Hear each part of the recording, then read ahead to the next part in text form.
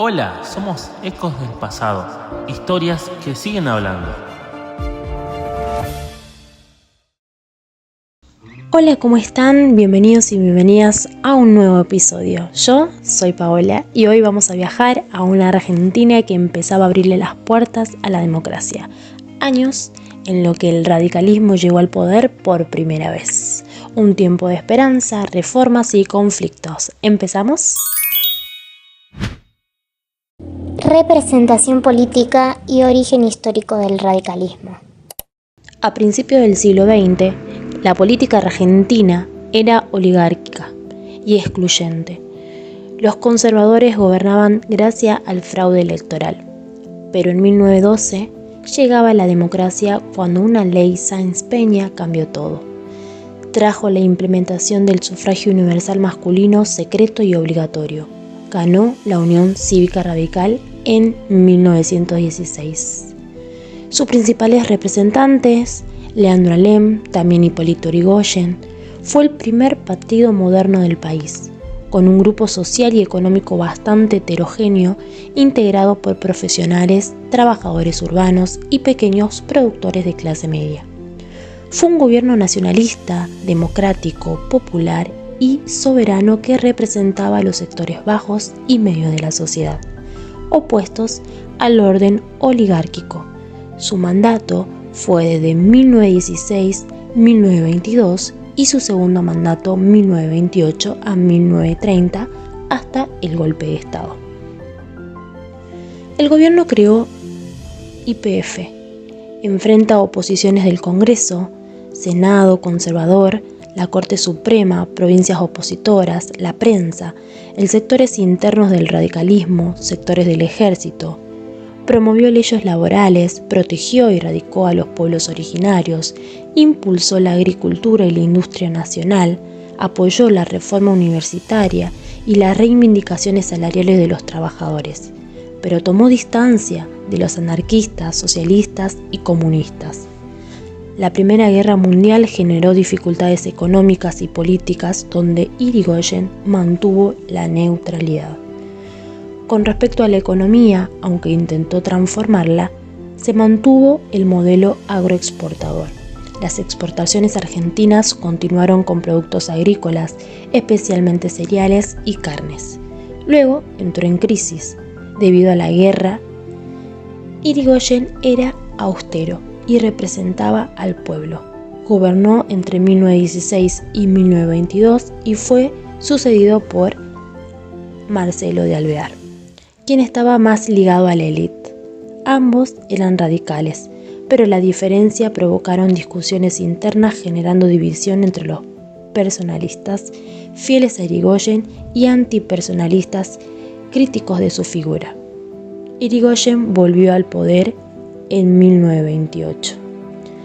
La crisis produjo desocupación, huelga, y el Estado asume el rol de intermediario entre trabajadores y patrones, aunque hubo conciliación entre conflictos. También hubo represión, como la represión y asesinato de la Semana Trágica en 1919, donde hubo huelgas de obreros de los talleres metalúrgicos, Bárcenas, que terminó en tiroteos.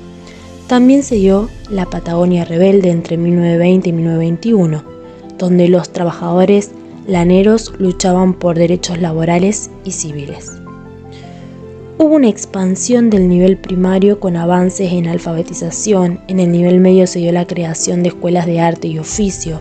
La reforma universitaria fue un movimiento estudiantil universitario originado en Córdoba, que reclamaba el gobierno autónomo de las universidades. Gracias a estos, las universidades reformaron sus estatutos. Los grandes cambios que trajo la ley Sáenz-Peña en el sistema de sufragio. Antes de 1912, votar era un lujo y un fraude. ¿Quiénes votaban?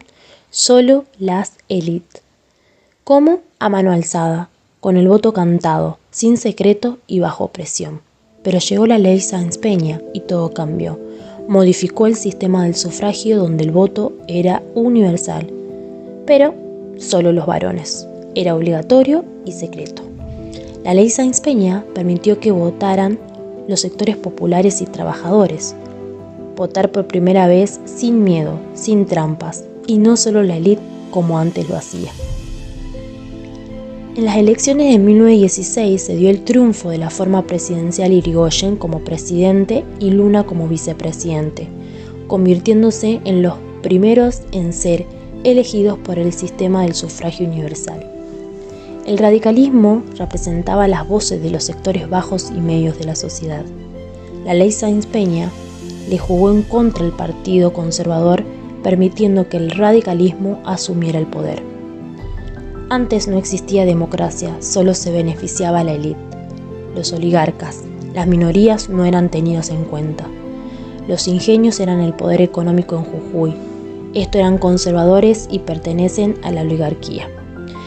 Entonces se oponen al acceso al poder del radicalismo, porque el irigoyenismo planteaba el proyecto de la justicia social, donde un Estado como garante de libertades económicas y la igualdad de ciudadanos.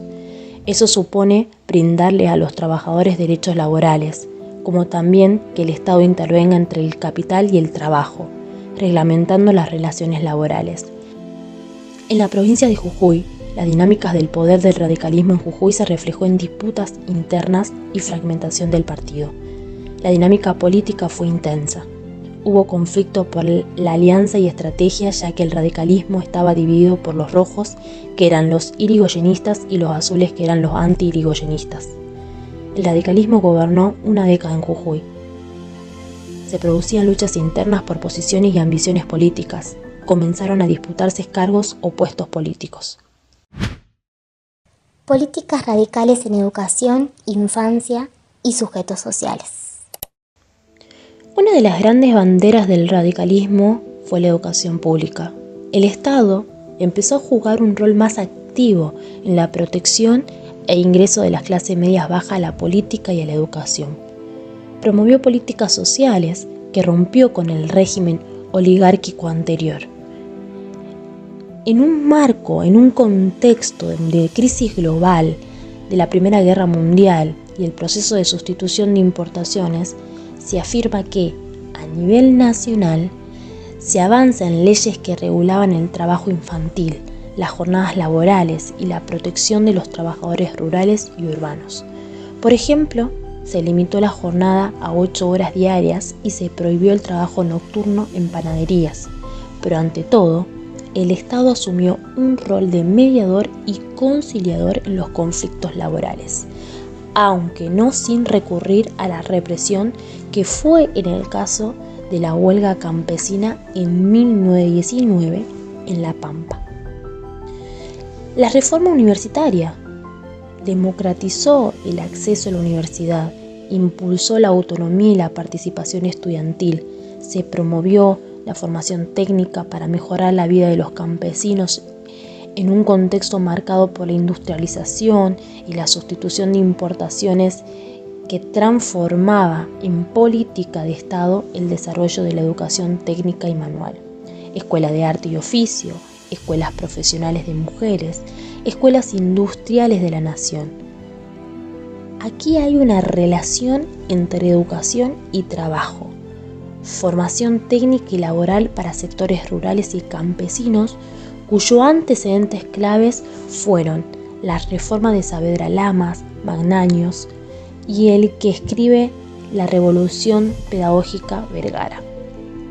Se crearon escuelas primarias en zonas rurales, se crearon los colegios secundarios.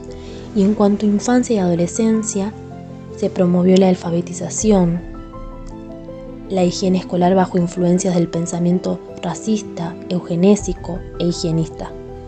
La idea del cuerpo saludable como símbolo del progreso social y racial. Hay una visión más integral del rol del Estado en cuanto al cuidado de niños y niñas. Va a coexistir dos lógicas paralelas.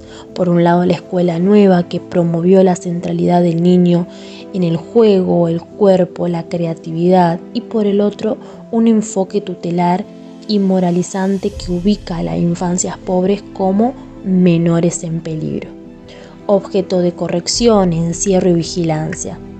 Se fortalecieron las políticas de protección infantil, como la ley de patronato de menores. ¿Qué pasaba en nuestra provincia de Jujuy? Aquí podemos traer a nuestro queridísimo Alfredo Palacio en su obra El dolor argentino. Nos muestra las contradicciones del irigoyenismo, muestra de alguna manera que las cuestiones democráticas no respondían desde una perspectiva de igualdad. La distancia entre el discurso nacional y la realidad provincial, ejemplificada en Jujuy y el ingenio azucarero del ramal, podemos nombrar, por ejemplo, la problemática del trabajo infantil, la falta de infraestructura y derechos básicos de trabajo y de salud.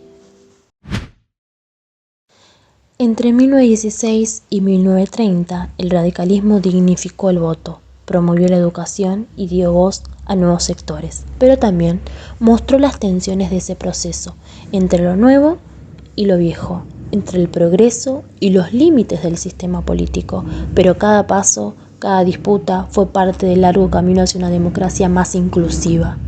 Esto fue... Hola, somos Ecos del Pasado, historias que siguen hablando. Si te gustó este episodio, compartilo, comentá o escribirnos. Hasta el próximo viaje por la historia.